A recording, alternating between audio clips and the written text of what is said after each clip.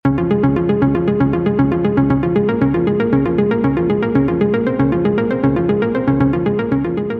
pernyataan dari Madrasah Tsanawiyah Negeri atau MTSN 2 Brebes yang viral di media sosial ternyata memuat sejumlah poin yang memicu kontroversi.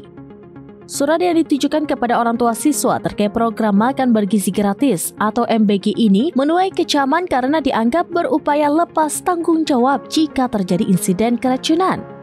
Dalam surat edaran tersebut terdapat 6 poin yang harus disetujui oleh orang tua atau wali murid.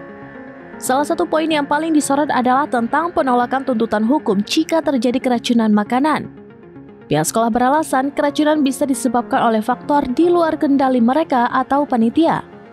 Selain itu, surat tersebut juga meminta orang tua untuk bertanggung jawab atas kerusakan atau kehilangan tempat makan yang digunakan dalam program. Poin ini secara spesifik menyebutkan bahwa orang tua wajib membayar ganti rugi sebesar Rp80.000 jika mangkuk makan yang diberikan rusak atau hilang. Koordinator Wilayah atau Korwil Badan Gizi Nasional atau BGN Kabupaten Brebes, Arya Dewa Nugroho, mengkonfirmasi bahwa surat tersebut adalah inisiatif sekolah semata.